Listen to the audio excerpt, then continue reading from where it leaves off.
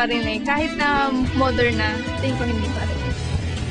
Ako rin din ako sa hindi. Kasi kahit na bata ka pa, kaya mo pa rin yung gawa ng paraan sa may parents mo.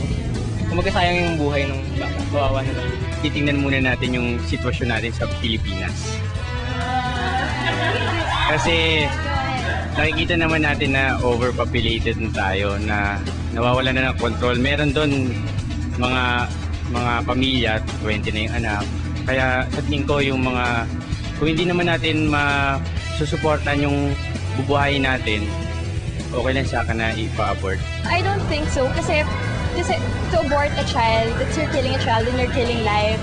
So I think that every child has the right to live, and whether the girl was raped, even if she's underage, or whether she did it out of her own will, free will, I don't think she has the right to abort the child. Kung ayaw talaga magka-baby, ba't siya pilitin magkaanak? So, okay lang yun. Sa akin, hindi. Siguro. Kasi, parang responsibility niya yung ginawa niya yung dapat gampanan niya ng tama.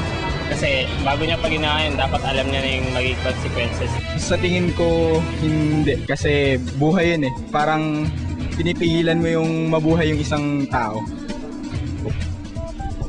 Ako din hindi. Kasi against sa religion. Ako, oo.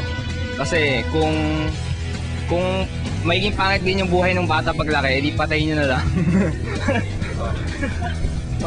Sa akin, kasi sa point of conception, medyo na yun eh. May buhay na yun, kaya okay na. Wag.